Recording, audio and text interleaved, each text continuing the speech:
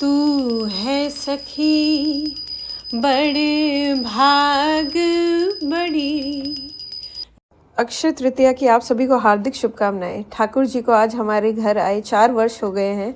आज हमारे लाला 4 वर्ष के हो गए हैं, तो उनको पंचामृत का अभिषेक करा के कुटिया में विराजमान करेंगे, खस की कुटिया में।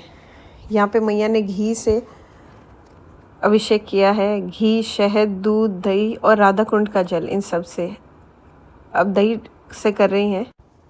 और ये रही हमारी ठाकुर जी की खस की कुटिया। झारी जी भी विराजमान करी है। बीकानेर में अक्षय तृतीया पर पतंग उड़ाते हैं, तो यहाँ पे ठाकुर जी के पतंग सेवा भी करी और पीपल के पत्तों और नीम की पत्तियों से खस की कुटिया का श्रृंगार किया। और यहाँ पर मैया दही से अभिषेक कर रही हैं। पंचामृत अभिषेक कराने के बाद ठाकुर जी को चंदन का लेप लगाएंगे। लास्ट ईयर उनके श्रीअंग पर ही सीधा डायरेक्ट चंदन लगा दिया था। अभी मैंने कहीं देखा कि जैसे हम भी मुल्तानी मिट्टी या कुछ लगाते हैं तो थोड़े टाइम बाद उसका मतलब हार्ड हो जाता है वो, तो ये भाव था कि ठाकुर जी के चंदन डायरेक्ट श्रीअंग पे लगाएंगे तो थोड़े टाइम बाद वो सूख जाता है, तो उन्हें भी पीड़ा होती होगी। तो इस बार कोई सफ़ेद वस्त्र, मलमल का या सूती वस्त्र, उस पर चंदन लगाएंगे, फिर वो वस्त्र पहनाएंगे उन्हें। ये हमारे ठाकुर जी का पंचामृत अभिषेक पूरा हो गया है, तो अब तैयार होके मिलते हैं ठाकुर जी आपसे 5 मिनट में। अब करते हैं ठाकुर जी का चंदन श्रृंगार।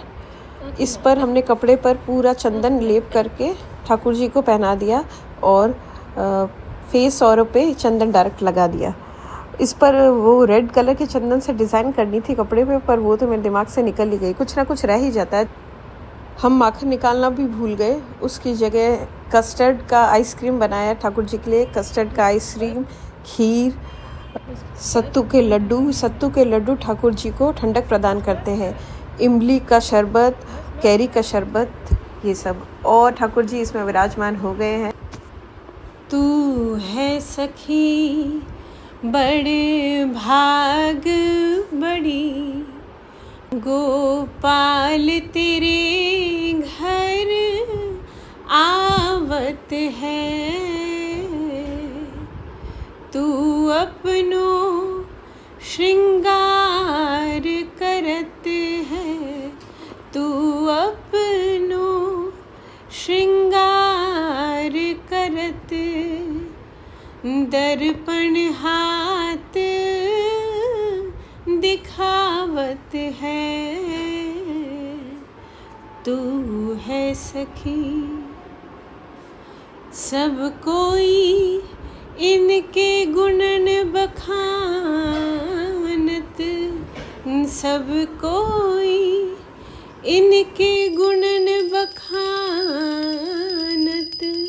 पर ये तेरो गुण गावत है।